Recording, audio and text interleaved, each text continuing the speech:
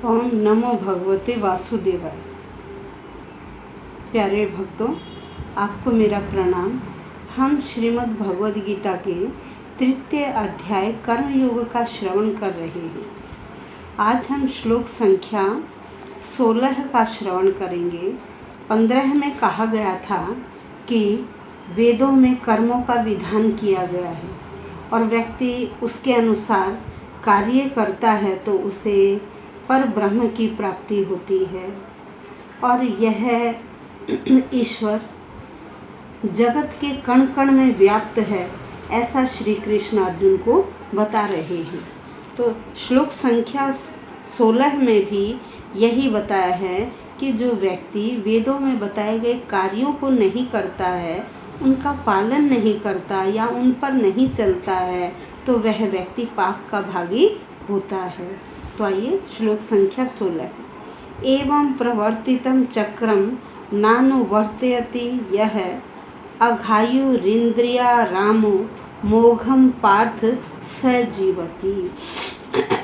एक एक शब्द का अर्थ। एवं इस प्रकार से परिवर्तितम वेदों द्वारा बनाए गए या वेदों में कहे गए चक्रम चक्र को नह नहीं अनुवर्तयति ग्रहण करता है, अर्थात जो व्यक्ति वेदों में बताए गए विधान का पालन नहीं करता है, यह इस संसार में यह जो व्यक्ति वेदों में बताए गए विधान का पालन नहीं करता है, वह अघायुः अघ आयुः। अघ का मतलब होता पाप।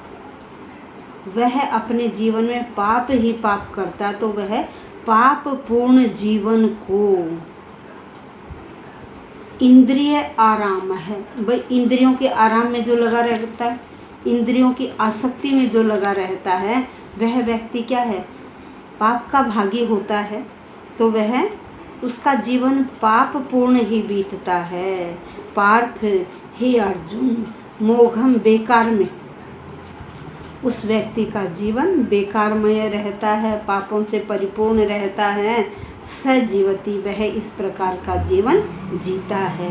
तो यहाँ श्री कृष्ण अर्जुन को कह रहे हैं, हे प्रिय अर्जुन, इस जीवन में जो व्यक्ति वेदों द्वारा बताए गए यज्ञ चक्र का पालन नहीं करता, उस व्यक्ति का जीवन पाप से भरा रहता है और ऐसा व्यक्ति केवल अपनी इंद्रिय तुष्टि के लिए ही जीता है। देखिए, भगवान ने यह हमें जीवन दिया है।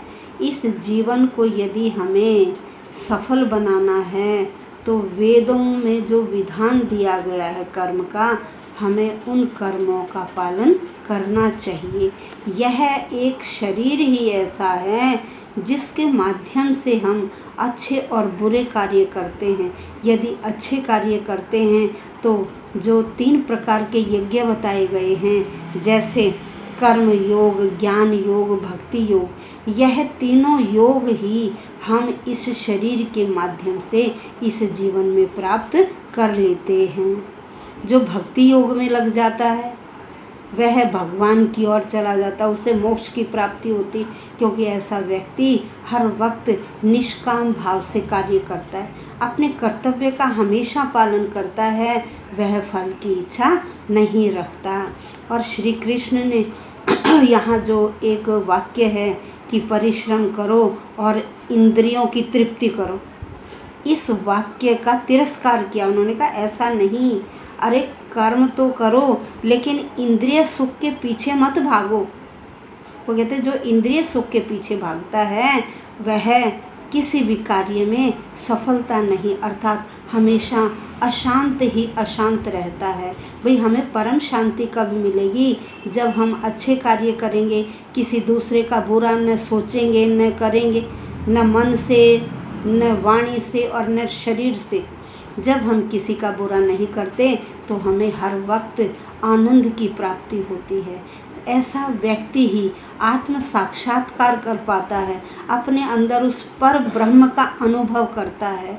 वही व्यक्ति भक्ति योग की तरफ जाता है और आत्म साक्षात्कार का अनुभव करता है।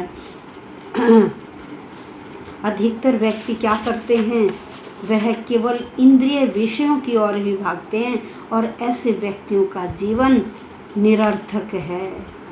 तो श्री कृष्ण कहते हैं कि देखिए, आप निष्काम भाव से कर्म करिए, कृष्ण भावना भावित रहिए, हर कार्य में उस कृष्ण को याद कीजिए, उस ईश्वर को याद कीजिए, क्योंकि वह ईश्वर ही है जो हमें प्रेरित करता है। यदि हम हर वक्त जो भी कार्य करेंगे उसका स्मरण करेंगे तो हमारी बुद्धि अपने आप ही अच्छे कार्यों में लगेगी, बुरे कार्यों की ओर हमारी बुद्धि जाएगी ही नहीं, क्योंकि हम हर कार्य ईश्वर को उद्देश्य मानकर कि हे भगवान, आप हमें इस कार्य में सफलता प्रदान कीजिए, हम आपके ही सहारे हैं, हमें कुछ नहीं चाहिए, हम किसी दूसरे का बुरा नहीं करेंगे। यदि हम इस भाव से कार्य करते हैं तो देखिए, हम कृष्ण भावना भावित हैं और भगवान हमारे कार्य अपने आप ही सफल करेंगे। तो हमें अपने बच्चों को भी यही कहना है कि बेटे, आप निष्काम कर्म करिए, अपने कर्तव्य का पालन कीजिए, हर कार्य करते समय उस ईश्वर का ध्यान रखिए। यदि हम ईश्वर का ध्यान रखेंगे तो हमारी बुद्धि बुरे कार्यों की ओर नहीं जाएगी।